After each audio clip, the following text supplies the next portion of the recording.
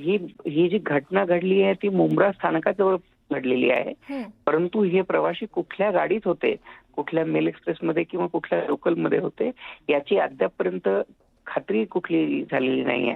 एकदा शहानिशा झाल्यानंतर किंवा त्या प्रवाशांपर्यंत ती अँब्युलन्स पोहोचल्यानंतर याची माहिती आपल्याला मिळू शकणार आहे. स्वप्नीलजी, हे जे प्रवासी ट्रॅकवर पडलेत त्यांना वाचवण्यात यश आलेलं आहे का किंवा त्यांना रुग्णालयात नेण्यात आलंय का? साधारण तिथे आता सध्या कोण कोण पोहोचलंय?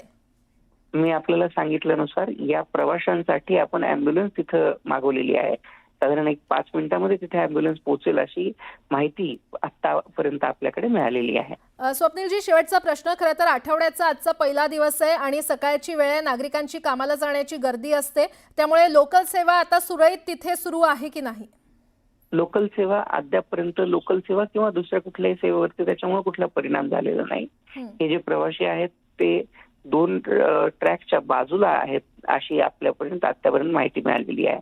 कसाऱ्याला जाणाऱ्या लोकलच्या गार्डनी ही माहिती आपल्याला दिलेली आहे. आमचे प्रतिनिधी अजित मांढरे सुद्धा आपल्या सोबत आहेत. अजित, काय माहिती आणखी? या घटनेमध्ये आपण जर पाहिलं तर आता स्थानिकांनी जी माहिती दिली त्यानुसार यामध्ये एक प्रवासी दगावलेला आहे अशी माहिती मिळाली, पण अधिकृतपणे रेल्वेने अजूनपर्यंत याबाबत माहिती दिलेली नाहीये.